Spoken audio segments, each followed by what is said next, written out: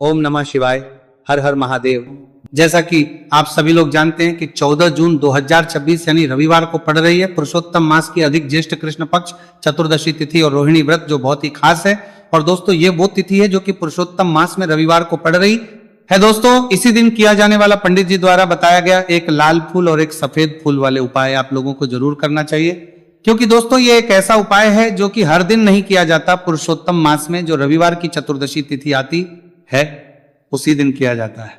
अगर आप लोगों ने इस उपाय को नहीं किया है या किसी कारणवश नहीं कर पाए हो तो इस पुरुषोत्तम रविवार चतुर्दशी तिथि के दिन इस उपाय से मत चूकना। दोस्तों देखिए ये दिन इतना खास होता है, इतना महत्वपूर्ण होता है। देखा गया है कभी कभी बड़े बड़े पूजा पाठ अनुष्ठान से जो मनोकामना पूर्ण नहीं होती है वह पुरुषोत्तम रविवार के दिन एक छोटे से करने से ही आपकी मनोकामना पूर्ण हो जाती है। और बहुत सारे लोगों ने इस उपाय को किया भी है और उनको इस उपाय को करने का फल भी जरूर मिला है। अगर आप लोग भी इस उपाय को इस रविवार के दिन करना चाहते हैं तो आप इस उपाय को पहले अच्छे से समझ लेना, सुन लेना, उसके बाद करना। आपको इस उपाय का फल जरूर मिलेगा, आपकी सभी मनोकामनाएं पूरी हो जाएंगी। दोस्तों हम आपको यहां पर बता दें कि ये जो एक लाल फूल और एक सफेद फूल वाले उपाय है, ये उपाय पंडित जी ने अपनी अभी की सीहोर की कथा में ही बताया है। उपाय को करने से आपके घर में चाहे किसी भी प्रकार की दुहक और समस्या क्यों ना चल रही हो, आपको उसका कारण भी नहीं पता है कि भाई ये समस्या किस कारण से चल रही है। उसका कुछ भी कारण हो सकता है, जैसे पितृदोष हो सकता है, काला सर्प दोष हो सकता है, या किसी भी तरह का मंगल दोष भी हो सकता है, और भी बहुत तरह के दोष होते हैं, कुछ भी हो सकता है। पर आपको इस उपाय को करने के लिए अपने दोष को पता लगाने की भी जरूरत है। आपके घर में किस कारण से इतनी दुख और परेशानी आ रही है वो भी आपको पता लगाने की जरूरत नहीं है। बस रविवार को चतुर्दशी तिथि के दिन इस उपाय को कर लेना है, क्योंकि इसी एकमात्र उपाय को करने से आपके पूरे घर परिवार में सुख और शांति हो जाएगी। आपके घर में अच्छे अच्छे काम होने लगेंगे, आपकी जो भी मनोकामना होगी वो भी धीरे धीरे करके पूर्ण होना शुरू हो जाएगी। अब हम समझते हैं इस एक लाल फूल और एक सफेद फूल वाले उपाय को आपको करना कैसे है, किसको करना है, किस करना है और कैसे करना है। देखो उपाय बिल्कुल आसान है, बस समझने वाली बात है, ध्यान से समझिए। उसके बाद ही आप लोग जो है इस उपाय को जरूर कीजिएगा। सबसे पहली चीज हम लोग ये समझते हैं कि इस एक लाल फूल और एक सफेद फूल वाले उपाय को इस आने वाली रविवार चतुर्दशी तिथि के दिन किसको करना है। तो देखिए इस उपाय को घर के सभी सदस्यों को करने की बिल्कुल भी जरूरत नहीं है। घर में से कोई एक मुख्य बड़ा सदस्य इस उपाय को करेगा तो उस घर परिवार के सभी सदस्यों को इस उपाय को करने का फल मिल जाएगा। पर वो बड़ा सदस्य कौन होगा, कौन व्यक्ति इस उपाय को करेगा, तो यहां पर देखिए हम आपको बता दें, घर की जो बड़ी माताएं बहनें होंगी, घर की बड़ी माताओं बहनों में से कोई भी एक माता बहन इस वाले उपाय को कर सकती है। अपने पूरे घर परिवार के लिए घर में सभी सदस्यों को इस उपाय को करने की जरूरत नहीं है। मात्र घर की जो माताएं बहनें हैं उनमें से कोई भी एक माता बहन इस वाले उपाय को करेगी तो उसके घर परिवार के पूरे सदस्यों को इस उपाय का फल मिलेगा। अगर किसी कारणवश माताएं बहनें घर में उपस्थित ना हो या वो इस उपाय को ना कर रही हो, कुछ दिक्कत हो, तो भाई उस जगह पर फिर घर का कोई बड़ा व्यक्ति भी इस उपाय को कर सकता है। माताओं बहनों के कहने का मतलब यह था कि माताएं बहनें घर की लक्ष्मी होती है। जब घर की लक्ष्मी कोई उपाय करती है तो निश्चित ही भगवान शिव जी जल्दी प्रसन्न होते हैं और उपाय का फल में बहुत जल्दी और बहुत बड़ा करके भी यहां पर देते हैं। तो आप लोग ये बात समझ गए होंगे। अब हम ये बात समझते हैं कि इस वाले उपाय को हमें करना किस समय है। एक लाल फूल और एक सफेद फूल वाले उपाय को हमें चतुर्दशी तिथि के दिन करना किस समय है। तो देखिए इस उपाय को करने का जो समय है सुबह का समय भी है और शाम का समय भी है। अब देखिए यहां पर हम मुख्य रूप से सुबह का समय नहीं बोलेंगे, क्योंकि देखिए ये जो चतुर्दशी तिथि है और आप सभी लोग जानते हैं रविवार चतुर्दशी तिथि के दिन का प्रदोष काल का मतलब शाम का जो समय होता है ना, इस दिन भगवान शिव जी का सबसे प्रिय दिन होता है।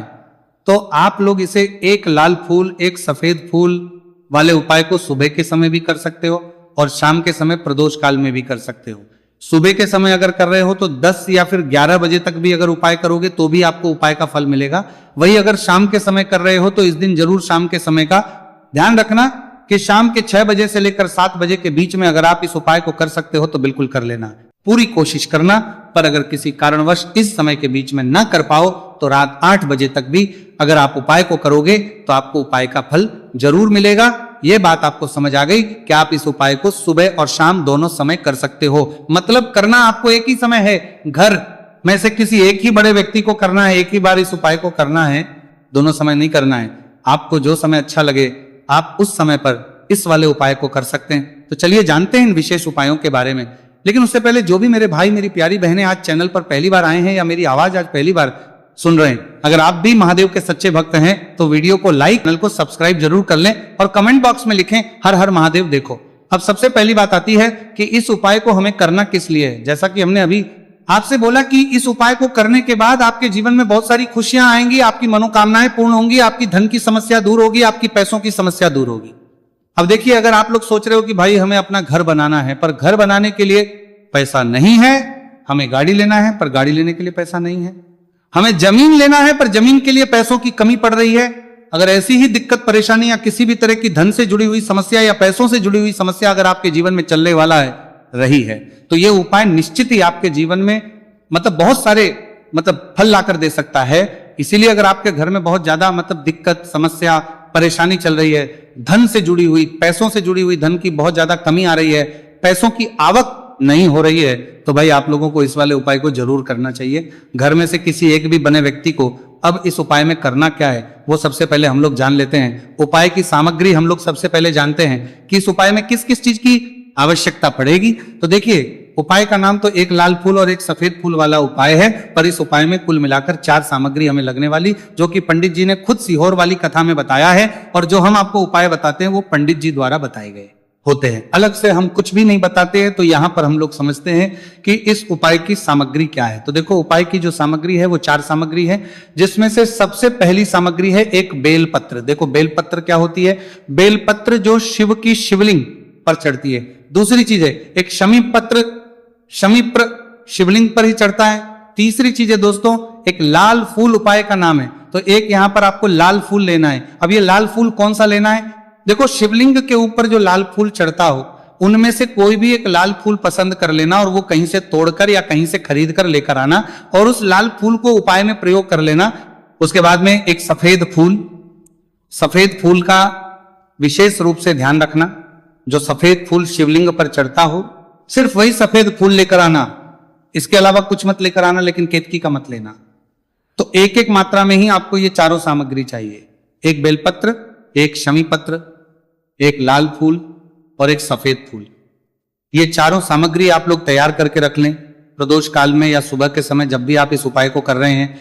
जैसे ही आपके उपाय की सामग्री तैयार हो जाती है तो क्या हम सीधा उपाय को करने के लिए इन चारों सामग्री को उपाय करने के लिए जा सकते हैं? नहीं। तो यहां पर आपको इस बात का ध्यान रखना है कि हम भगवान शिव जी को प्रसन्न करने के लिए तो जा रहे हैं, हम अपनी मनोकामना को पूर्ण करवाने के लिए तो जा रहे हैं, पर हमें यह दर्शाना बिल्कुल भी नहीं है कि हम सिर्फ अपने फायदे के लिए भगवान शिव जी के मंदिर में आए हैं। इसीलिए हम इस उपाय को करने के साथ साथ में भगवान शिव जी की पूजन अर्चना के लिए कुछ सामग्री भी जरूर लेकर जाएंगे। जैसे कि सुबह समय अगर आप उपाय को कर रहे हो, इस एक लाल फूल और एक सफेद फूल वाले उपाय को, तो भाई सुबह के समय आपको एक लोटा जल लेकर जाना है।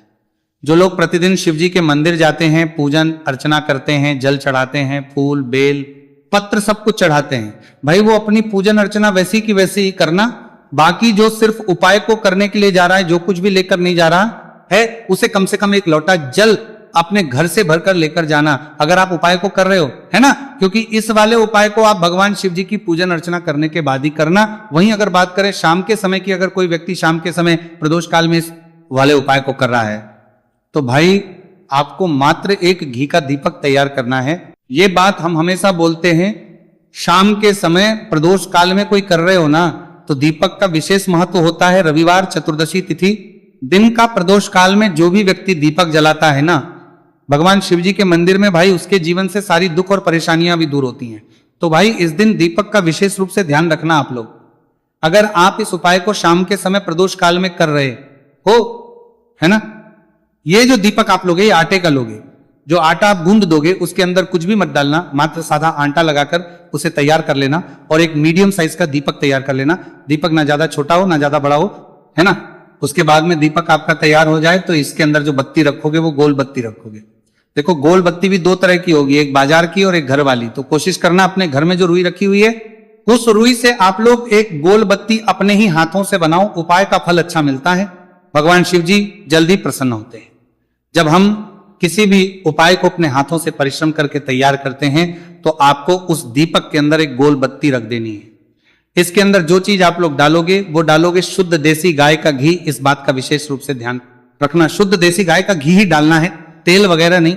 आज के दिन तो मत डालना, रविवार चतुर्दशी तिथि के दिन, क्योंकि भगवान शिव जी का सबसे प्रिय दिन और प्रिय समय पर हम लोग इस वाले उपाय को कर रहे हैं। तो थोड़ा सा शुद्ध गाय का घी इतना डालना कि वो दीपक कुछ समय तक चल सके। ना बाजार वाला मिलावटी घी डालना, ना भैंस का घी डालना, शुद्ध देसी गाय का घी।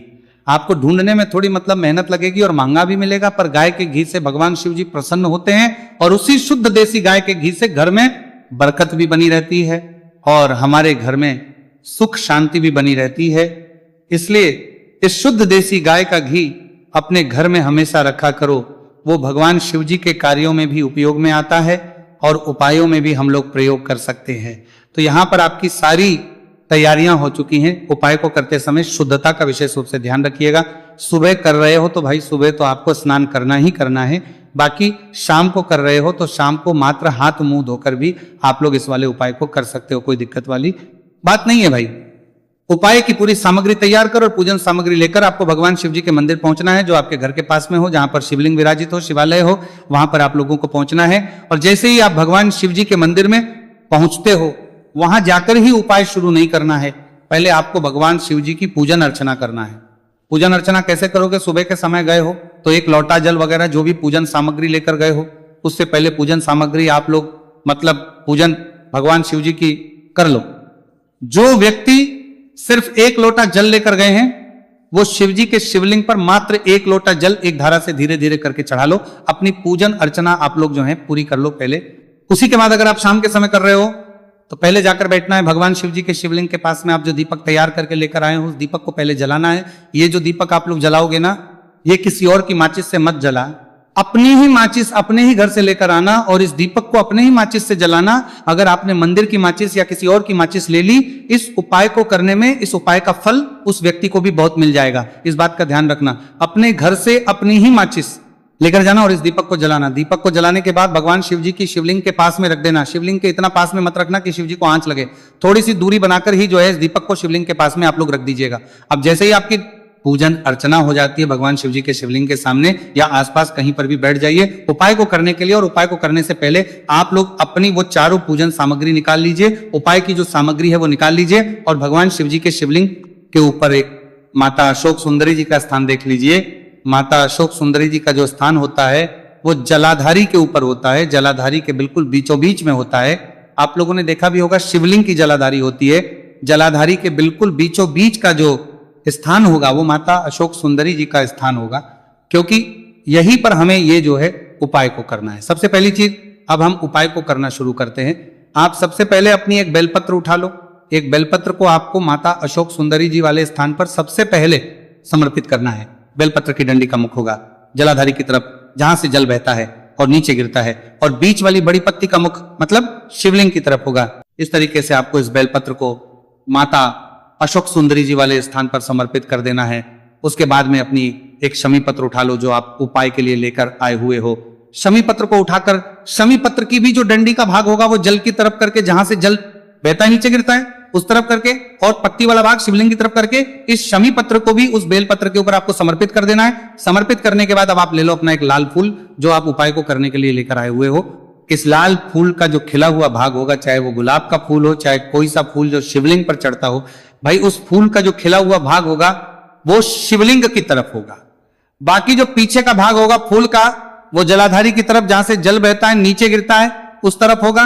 और आखिरी में आपका जो एक सफेद फूल बचा हुआ है, इस सफेद फूल को भी आपको लेना है और सफेद फूल का जो खिला हुआ भाग होगा वो शिवलिंग की तरफ होगा, जहां पर शिवलिंग रखा हुआ है उस तरफ होगा, और डंडी का भाग जलाधारी के पीछे की तरफ हो जाएगा। मतलब जो जहां से जल बहता है और नीचे गिरता है, जब आप एक बेलपत्र, एक शमी पत्र और एक लाल फूल, एक सफेद फूल चढ़ा रहे हो, तो उस समय आप लोगों को कांता भगवान या कांता चक्र का नाम लेते हुए ही जो है इस उपाय को करना है, और भगवान शिव जी और नारायण जी का स्मरण करते हुए ही इस उपाय को आपको करना है। तो जब भी आप एक बेलपत्र, एक शमी पत्र, एक लाल फूल और एक कमी हो रही है, जो भी दुख और समस्या परेशानी चल रही हो आपको अपनी, वह दुख और जो है भगवान शिव जी से उपाय को पूरा करने के बाद वहीं पर पास में बैठकर बोल देना। चमत्कारिक उपाय कर लेता है तो उसकी जो मनोकामना है वह भगवान लक्ष्मी नारायण की कृपा से तथा महादेव की कृपा से बहुत ही जल्द परिपूर्ण हो जाती है। बात करते हैं अगले उपाय की। देखो, इस उपाय के लिए आपको मात्र 2 लौंग लेनी होगी, यानी कि आपको लौंग का जोड़ा लेना है। 2 फूल वाली आप लौंग लेनी है, लौंग का जोड़ा कहीं से भी खंडित नहीं होना चाहिए, इस बात का ध्यान रखें। इसी के साथ में आपको लेना होगा लाल चंदन का पाउडर। देखिए यदि आपके पास लाल चंदन की लकड़ी है तो उसे घिसकर भी आप चंदन के रूप में प्रयोग कर सकते हैं, यदि पाउडर है तो उसका भी आप अपने उपाय के लिए प्रयोग कर सकते हैं। देखिए चंदन जो है वो तेज का प्रतीक माना गया है और साथ ही साथ जीवन के अंधकार को दूर करने का प्रतीक। अब इसी के साथ में आपको मात्र एक तांबे के पात्र के अंदर शुद्ध जल लेना होगा अपने घर से। अब दोस्तों ये तीनों सामग्री लेकर के सीधे आपको पहुंच जाना होगा भगवान शिव के मंदिर में। देखिए इसी के साथ में आपको एक गोलबाती का दीपक भी लेना होगा। दीपक आप मिट्टी का भी ले सकते हैं, शुद्ध आटा मढ़कर उसका भी तैयार कर सकते हैं, और दीपक में आपको शुद्ध घी का प्रयोग करना है। लेकिन जैसे ही आप इन सामग्रियों को मंदिर में लेकर के पहुंचेंगे, मंदिर में जैसे ही आप चौखट के वहां पर पहुंचेंगे तो मंदिर की चौखट के सीधे तरफ आप जो अपने साथ एक गोलबाती का दीपक लेकर के आए हैं उसे आपको सबसे पहले तो प्रज्वलित कर देना है। यानी कि जैसे ही आप मंदिर की चौखट के वहां पर प्रवेश करते हैं तो उसके सीधे तरफ आपको ये गोलबाती का दीपक प्रज्वलित कर देना है। अब देखिए जैसे ही आप ये दीपक प्रज्वलित करेंगे तो आपकी जो भी मनोकामना है उससे आपको बोल देना है। आप इस दीपक को इस प्रकार से प्रज्वलित करने के बाद इन सभी सामग्रियों को आपको शिवलिंग के पास लेकर पहुंच जाना है। अब देखिए दोस्तों आपके पास जो एक तांबे के पात्र के अंदर शुद्ध जल है उसमें से आपको केवल आधा लोटा जल ही भगवान शिव के शिवलिंग पर अर्पित करना है। आधा लोटा जल आपको उसी पत्र के अंदर बचा लेना है। अब दोस्तों आपके पास जो 2 लौंग है यानी कि लौंग का जोड़ा है से आपको अपना नाम और अपने गोत्र को बोलते हुए आपकी जो भी समस्या चल रही है, आपके जीवन में जो भी परेशानी उत्पन्न हो रही है उन्हें आपको बोल देना है। और ये जो लौंग का जोड़ा है इसे आपको भगवान शिव के शिवलिंग पर अर्पित कर देना है।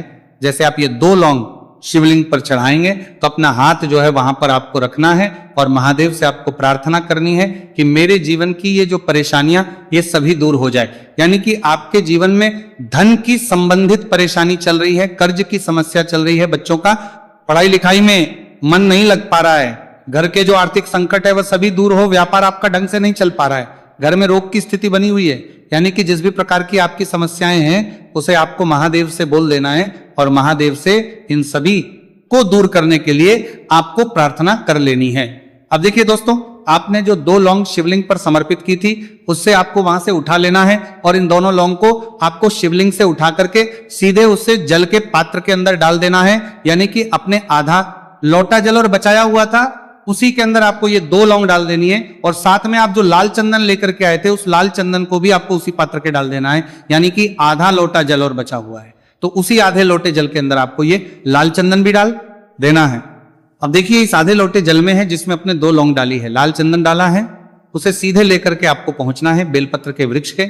वहां पर देखिए बेलपत्र का वृक्ष यदि आपके घर पर है तो वहां पर आपको आ जाना है। आपके घर के आसपास कहीं भी है तो वहां पर आपको पहुंच जाना है और उसके आपका जो मुख है वो उत्तर दिशा की ओर होना चाहिए और उसके बाद आपको अपना नाम और अपने गोत्र को बोलना है और पुनः अपने जो भी परेशानियां शिवलिंग के पास में बोली थी उन्हें आपको वापस से बेलपत्र के वहां पर भी बोल देनी है।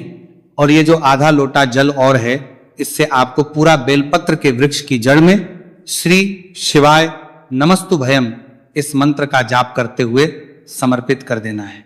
तो बस इतना सा उपाय आपको करना है। जो भी आपकी परेशानी है, समस्या है, उससे महादेव निश्चित ही दूर करेंगे। अब दोस्तों हम जान लेते हैं तीसरे चमत्कारी और विशेष उपाय के बारे में। देखिए ये उपाय बहुत ही चमत्कारी है क्योंकि इस उपाय से आपके जीवन में तेज की वृद्धि होगी, यानी कि जीवन से जितना भी अंधकार ही वो सभी दूर होगा। तो इस उपाय के लिए आपको मात्र एक गुड़ का टुकड़ा लेना है। गुड़ का टुकड़ा आपके जीवन में तेज की वृद्धि करता है और साथ ही साथ आपके जीवन से जो है उसे दूर करता है। इसी के साथ में आपको एक चावल दाना यानी कि अक्षत का दाना लेना है। ये चावल का दाना आपके जीवन में सुख शांति को लेकर के आता है, आपके जीवन में धन की जितनी भी परेशानियां हैं उन्हें समाप्त करता है। इसी के साथ में आपको मात्र एक हरा मूंग लेना है। हरा मूंग जो है वह बुध ग्रह को प्रसन्न करता है। देखिए हरे मूंग का उपाय करने से बुध ग्रह मजबूत होता है और बुध ग्रह के मजबूत होने से बुद्ध ज्ञान और विवेक की प्राप्ति होती है। तो यह सामग्री आपको एक एक लेनी है, यानी कि एक गुड़ का टुकड़ा, एक चावल का दाना, एक हरा मूंग आपको लेना है। देखिए हरा मूंग का दाना और चावल का जो दाना है आपको साबुत लेना है, खंडित नहीं होना चाहिए। और इसी के साथ में आपको मात्र एक तांबे के पात्र के अंदर अपने घर से शुद्ध जल ले लेना है। देखिए अब इन सभी सामग्रियों को लेकर के सीधे आपको पहुंच जाना है भगवान शिव के मंदिर में। आप ये उपाय सुबह से लेकर के शाम तक किसी भी समय कर सकते हैं। देखो ये उपाय आप सोमवार और बुधवार के दिन ही आपको इस उपाय को करना है। तो सबसे पहले तो ये जो एक गुड़ का टुकड़ा है, एक चावल का दाना है और एक हरा मूंग का दान है, उन तीनों को आपको उस जल के पात्र के अंदर डाल देना है।